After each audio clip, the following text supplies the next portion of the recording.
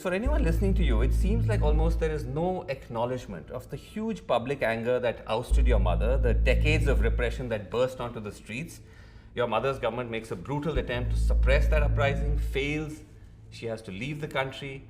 No remorse for any of that? If you've listened to my statements online, I have said again and again, the Awami League mishandled the protests. Our government mishandled the protests. Isn't mishandling a mild word for the killings of hundreds and hundreds of mainly unarmed protesters by the security forces, ordered by your mother? None of it was ordered by my mother. If my mother had been willing to kill protesters, she would still be in power. In this, the second episode of our series ahead of Bangladesh's upcoming elections, I'm far away from Dhaka. I'm in Washington, D.C., home to the son of Sheikh Hasina, Sajeeb Wazed, or Joy as he's known.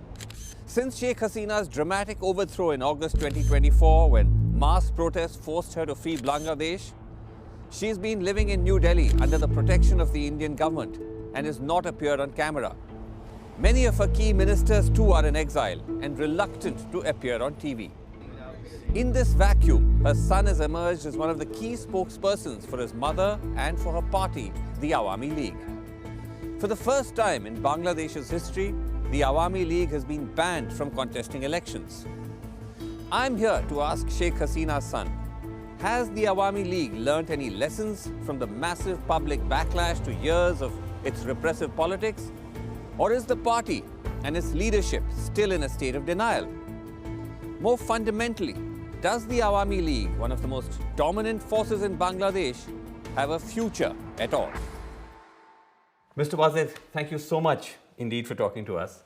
Now, you've been saying that the ban on the Awami League from contesting these elections is undemocratic and illegitimate. And let's agree that sweeping bans on political parties are a bad idea. Many human rights watchdogs say that. But isn't there a great irony here? Because when you complain about rigged elections and unfair practices, that's exactly what the Awami League has been accused of doing for years in order to win elections. This is true, the accusation, but you look at the facts. Okay. The Awami League never banned anyone, first of all. We have never imposed a ban on any political party. It was a court decision, it was an appeal from a third party that upheld that Jamaat's constitution conflicted with our constitution. You're referring to the ban on the Jamaat-e-Islami, which is one of the major political parties in Bangladesh. Yeah, but the Awami League government never officially banned Jamaat. Okay, you didn't ban anybody, but at the same time, and this is just one of many different sources I'm going to cite, Human Rights Watch says that the Hasina-led government has effectively captured key institutions, including the Election Commission. The US State Department said that the 2024 elections, the last election, which you won with a landslide, your mother won with a landslide, was not free or fair. The UN's Human Rights Council said the Awami League's election victories were marred by irregularities, violence, and intimidation by security forces. I can keep going. No, I've heard them all. Look, if you look at before the 2018 elections, our polls, the Americans' opinion polls, showed the Awami League was going to win by a landslide. None of us wanted any irregularities. There were people in the administration that took it upon themselves. My mother and I, from the party side, we were furious. We wanted a clean election because we were going to win anyway. Our opinion polls, I myself run our polling for our party. We polled 160 constituencies. Right. In those 160 constituencies, which were the battleground out of 300, our minimum margin of victory was 30%. So there was absolutely no reason. Now the 2024 elections, there was no rigging. Now, unfortunately, our opposition decided to boycott. No, but hold on. The argument could be the opposition was boycotting because of the climate. The environment was such that it wasn't free and fair. They were saying that these were marred by violence, intimidation by security forces. The Election Commission has been captured by your mother's government. Those are very serious charges. The Election Commission was nominated and selected from a committee, not by our government. Okay.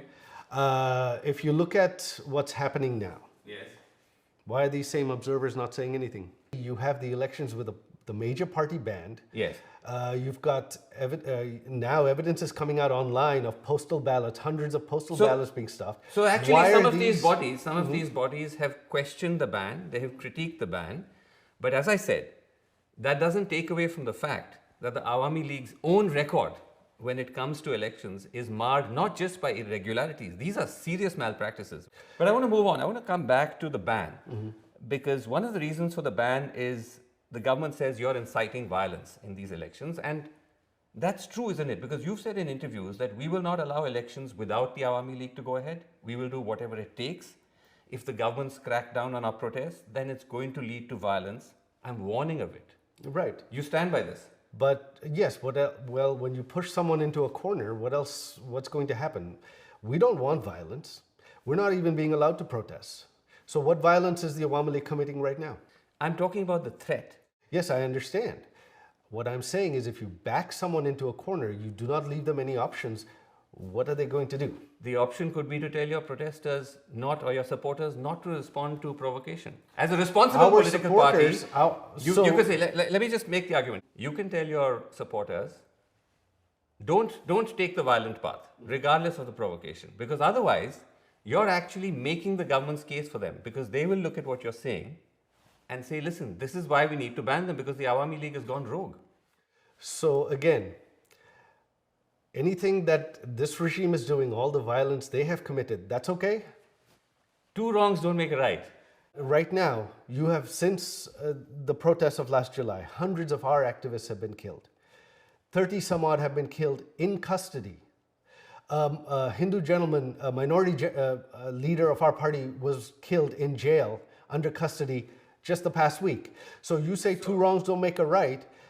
When you suppress someone by force, you do not give them any other option. What's going to happen? No, but Mr. Wazed, don't you believe that by using this kind of rhetoric, you are actually then endorsing the view that the Awami League deserves to be banned? Because of, as I said, the fact that you're holding out this threat of violence.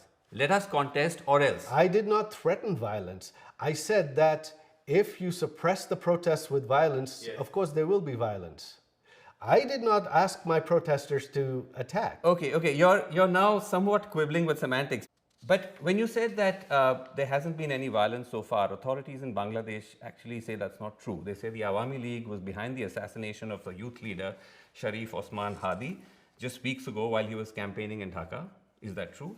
Was the Awami League behind his killing? Of course not. Look, if we had the ability to conduct killings in Bangladesh right now, you think this regime would still be standing? No. Right now, the Awami League, we do not have the violent personnel, if you will, that perhaps some other organizations have. Not according to the police in They're Dhaka. blaming They said the everything. shooter, if I can just finish, the shooter was directly involved with the student wing of the Awami League, the Chhatra League. They say that Hadi was killed because he was an outspoken critic of your party. It was an act of political vendetta. I don't know who the shooter is. There have been many names that have been floated. They have named so many people who have nothing to do with it. As far as our student wing was concerned, there were so many young people involved with it, especially when we were in government. Was he really involved? How involved was he? Did he hold a post? They're pinning the blame on everything to the Awami League. But it's a fair assumption to make, isn't it, Mr. Wazed? Because on one hand, you say that there is the possibility of violence, the threat of violence, and then you actually do have an actual act of violence.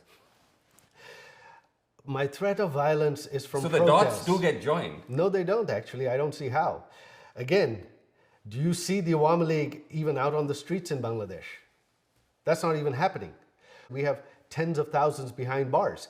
Every time we've tried to protest, they've just arrested everybody. Okay. So the Awami League is not involved in any violence whatsoever. Our campaign now is asking people not to vote in these rigged elections. That's what we're doing.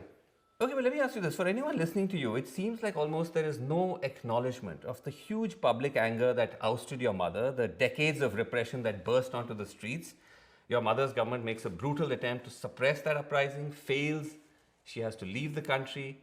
No remorse for any of that? That is not true. If you've listened to my statements online, I have said again and again, the Awami League mishandled the protests. Our government mishandled the protests. Isn't mishandling a mild word for the killings of hundreds and hundreds of mainly unarmed protesters by the security forces, ordered by your mother? Then none of it was ordered by my mother. If my mother had been willing to kill protesters, she would still be in power. You look at what's happening in Iran right now. Are they able to do anything? No. My mother's statement. Yes. Again and again, yes. And to me, my conversation that day was, they are marching on the Prime Minister's residence. Our special security force and the Prime Minister's guards are ready to defend her. But if that happens, hundreds will die. I don't want their blood on my hands. That is what my mother said. During that time, hundreds of police officers were killed. Hundreds of our activists were killed as well. This regime actually granted immunity to the protesters for the killings of. Let's stay away from this regime for a second, because when you say your mother didn't give the instructions, you saw the Al Jazeera reporting on it, the BBC reporting on it, the recordings that were there. Yes, if I can just finish, where your mother can be heard saying she's cleared the use of lethal force against the protesters. She says, I've issued an open order. Now they will use lethal weapons, shoot wherever they find them. No, that is actually, both Al Jazeera and BBC have taken that clip out of context. I have put that full clip on my Facebook page. She says she orders for the arrests of protesters and lethal force to protect property and life against militants. There were militants involved in it. There are videos online of civilians with weapons. Hold on, but if I can just come in on the clip though, because I've heard you say this in other interviews, that you put the full clip on your social media pages. Yeah. We scoured your social media pages. We couldn't find any such clip. That is strange. So would you be prepared to share that with us? Of course, I'll put it back up. Okay, several clips have been taken down, and I'll tell you why. Okay, but when you say that she was issuing an order about property, that doesn't seem to be what she said. When she says, I've issued an open order, now they will use lethal weapons, shoot wherever they find them. That seems like a very broad-based instruction. But that is for violent protesters, armed protesters, terrorists, not for unarmed protesters. Now, so in any country, yes, would the government, what happens if there are armed protesters shooting at people and shooting at police? What would they do? So, Mr. Wazed, you talk about armed protesters, you talk about terrorists. Look at the sort of people who've been shot and killed. Abu Saeed, 25-year-old college student, unarmed, shot point blank by the police. His killing was caught on camera, went viral. Is he an extremist? Zobaid Hossein Iman, 12 years old. He was shot in the head by security forces firing from a helicopter. Mir Rahman Mugdo, also 25, also a student, also unarmed, shot dead by the police while distributing water to protesters. Are these extremists? It was a very violent situation. There were police officers who used excessive force. Our government suspended many police officers during that time. We formed a judicial committee to investigate. Why weren't those investigations continued? Would you be willing to apologize to the families of all of these protesters, including Zobaid Hossein Iman, Mir Rahman Mugdo, Abu Saeed? Would you be willing to apologize to the My mother met with Abu Saeed's family right after it happened. She already met with them. Okay. During that time, before our regime fell, my mother met with several of these families. She promised them full investigations, full accountability. But for the most part though, multiple investigations, multiple watchdogs have found that the majority of the 1,400 who were killed were innocent, unarmed protesters. So that's a huge... Yes, I know. But according to the government's own number, the number is about 800. Which is also a big number. I understand, but the 1,400 number comes from until August 15th. Our government fell on August 5th. Who killed the people from August 5th to 15th? But Mr. Wazed, they're still finding bodies. I know. They're still finding mass graves which are connected to the uprising. That is completely being set up by this government. No, there are no mass graves. You're denying the mass graves that have been I have not heard of mass graves. Okay. Well, there's one that was just discovered with 114 bodies this month. What about the 500 people that were killed after our government fell? Who killed them? Why were Who killed them? Again, respectfully, No, this in that this is whataboutery, though. You're talking about the 1400 number. Look, justice must be equal. You cannot have one-sided justice. One-sided justice is not justice. Okay, but shouldn't the justice, Mr. Wazed, also extend to the political leadership? Because if I can finish, the UN investigation found that they were able to establish that the serious abuses against protesters by security forces occurred with the full knowledge, coordination, and direction of the political leadership, which obviously includes your mother. That is a complete fallacy. I know the UN report is biased. Again, like I said, the UN report lists 1,400. It includes deaths after our government fell, and they've blamed our government for it. How is that a fair report? So you reject the UN report, you reject the BBC and Al Jazeera recordings. No, it's a question of being very selective with what you accept and what actually, it's the BBC and Al Jazeera that have been selective. Okay. And we have provided full clips online. We have provided pictures online of other people that were killed. We have provided pictures and of police officers that were killed. As I said, those clips we are not able to find. We'll receive them from you. But I want to come back before I move on to the fundamental point you're making. You're saying that then your mother is not at all accountable for all of those killings. That is not what I'm saying. All of the excesses. No, that is not what I'm saying at all. Power. What I'm saying is this. We did not grant immunity to anyone. We wanted justice for everyone. Anyone who was responsible for any deaths. What you including have now, her. What about that justice? Because my mother did not order any killings. My mother did not want any deaths. As I said, there is the audio, there is the UN report. You reject both of them. No, the audio includes, but that's your choice. Includes my mother. Okay, let me move on, Mr. Wazed, because it's not just charges of repression. Party leaders, including you, your family members, face allegations of embezzling billions of dollars from Bangladesh. You've personally been charged with accumulating illegal wealth running into millions of dollars, which Bangladeshi authorities say we've used to buy homes, including here in America. Right. Is that true? Where are these homes? You're in my house. This is the only home I own. I applied and got my US citizenship earlier this year. Now, if I had hidden wealth, if I had all these illegal properties, how would I receive US citizenship? The FBI investigated me. Where is it? Allegations are easy to throw around.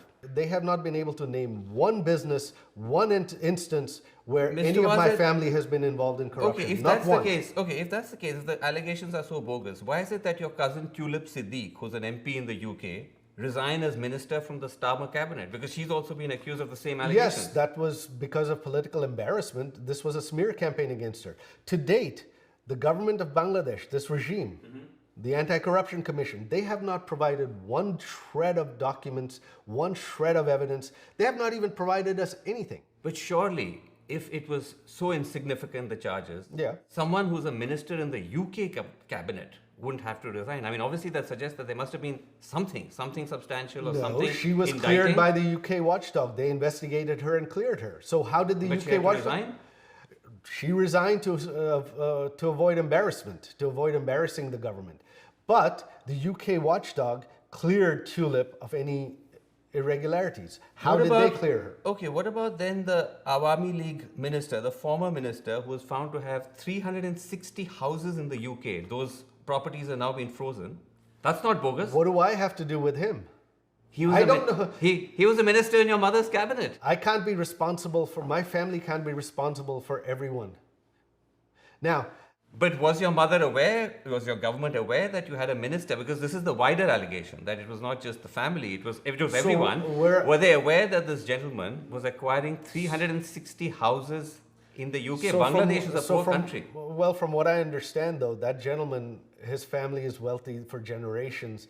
They have properties in the US, properties in the UK that they've been investing for years. That's what I know. So you're saying that all of these 360 houses were bought from his personal wealth, because the UK authorities don't think so. They froze them. Well, that I don't know. That's between, I can't keep track of him. This is all I know is that his family, they've been business people for decades. Did your mother take any action against him? We didn't know of these allegations until now. The allegations actually surfaced when you were in office, when your government was in office. The first reporting on it came out before the July uprising? It came out towards the end of 2023 and early 2024. Unfortunately, I don't know anything about that, so I can't really answer on that. But doesn't that concern you, though, that when you look at this sort of evidence, it does suggest that there was arguably very high-level corruption within your mother's government? Again, were there corrupt people there? Probably.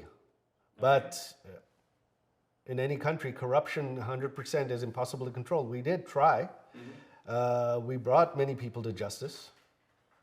But again, my mother was focused on development. Okay, let me ask you about something else, Mr. Wazed, which is another big emerging story, which is to do with the worsening tensions between India and Bangladesh, two otherwise friendly countries. And the main trigger is your mother's presence in India, where she's now been for 1.5 years. Bangladesh wants India to extradite her because of the charges she faces. India has so far said no.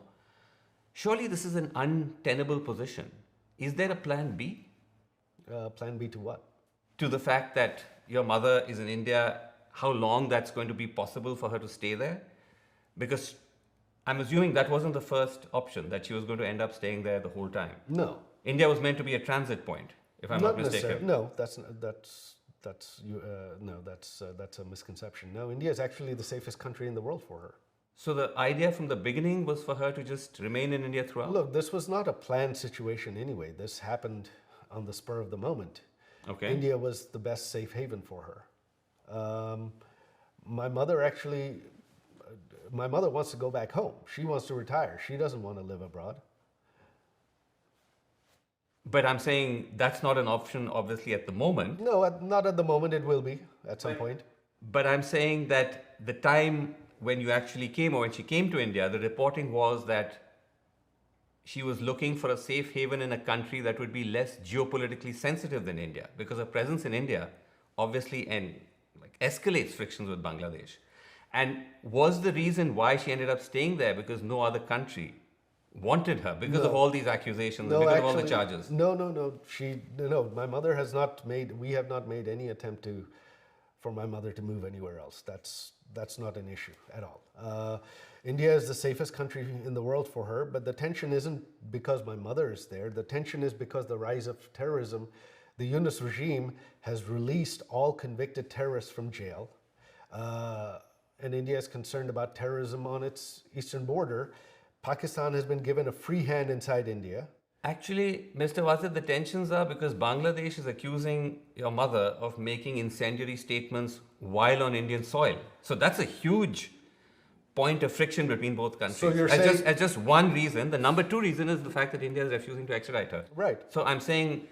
Well, those are major triggers. I know. So you're saying basically the Yunus regime is complaining that my mother is using her freedom of speech. They're so worried about my mother making statements. They're so afraid of them. Huh? I'm talking about the diplomatic friction between both countries. Right. And the reason I ask you this is because at the end of the day, this is realpolitik. And do you think it's tenable for India to withhold the extradition request indefinitely? Because ultimately governments change. The Indian government is already doing outreach with potential new rulers in Bangladesh. So there may come a time when they say, listen, we're not able to sustain this anymore. An extradition request involves a judicial process.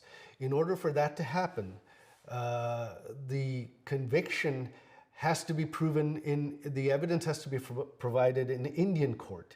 And the regime in Bangladesh does not have any evidence against my mother. The conviction was a sham. It was rushed through. You're now talking about the conviction of your mother. She's been sentenced to death Right. by a judicial proceeding in Bangladesh. Right, which was a sham proceeding. My mother was not even allowed to appoint her own lawyers. And the laws were changed, which this regime, in order to enable that trial, Sure. which So without parliament you cannot change laws. On the extradition process, Yeah. the underlying judicial process has to follow due process. Without that, there can be no extradition. But ultimately, as you know, Mr. Wazed, these are also political calls, because when she came to India and she ended up staying there, that was a political decision of the government to allow her to do that. And I'm saying that politics is a fluid beast. Well, that the reality can change. that- And I'm simply asking you that is there a plan B? Actually, no. We are that confident in India. India has due process. India is not a kangaroo republic, a banana republic like Bangladesh is right now, and they will not extradite my mother.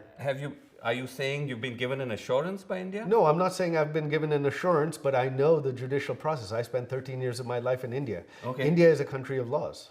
Okay, let me end by asking you, is there a future for the Awami League in Bangladesh? Of course there is. The Awami League's not going anywhere. It's the oldest and largest party.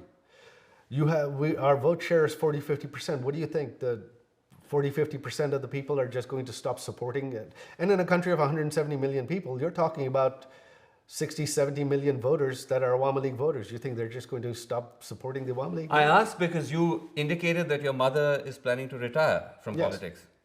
So after this, I mean, if she was ever able to go back to Bangladesh, she's not going to be in the political space anymore? No, she's old. My mother's elderly. This was going to be her last term anyway. She wanted to retire. So this is, in a sense, the end of the Hasina era? Possibly, yes. Okay. So you're saying that if the Awami League does get a chance to re-enter Bangladesh politics, it'll be without her? Yeah. Interesting. Awami League is a political party. It's the oldest party. It's been around for 70 years. It will continue with or without her. No one lives forever. Why should young Bangladeshis, Mr. Wazed, many of whom were part of the uprising that ousted your government from power, ousted your mother from power, why should they trust your party? Then why don't we put it to a fair vote and let the people of Bangladesh decide? For 17 years, the development the Awami League provided, the stability and security the Awami League provided, the freedom, the stop to terrorism that the Awami League provided was unprecedented in Bangladesh's history. This is one fact that no one can deny, that the economic development, security and stability during my mother's 17 years was unprecedented in Bangladesh's history. I mean, if that was the case, then why would the people have taken to the streets to oust her? Surely there was something deeply wrong. But I leave you with that because you're saying that the Awami League is still the best antidote for the chaos of Bangladesh. There is undeniably going to be chaos after a revolution, but whether you are the cause for it or the cure is something that you will agree is a matter of debate. Look, 17 years, did our government make mistakes? Did our people in our government commit excesses? Yes. Right. I myself wasn't happy about many of them. I personally feel there were people in our government that should have been held accountable that weren't. Isn't that possible? But again, no, because look at the past 1.5 years. What do you have? Things are much, much worse. The economy has crashed. There's no law and order. Terrorists are running rampant. And now you have a completely rigged, farcical election. Okay, as I said, cause or the cure, that's a matter of debate. Well, as I said, many would hold the Awami League guilty of those same charges as well. But thank you very much indeed for taking the time to talk to us. My pleasure. And taking our questions. Thanks very much. No.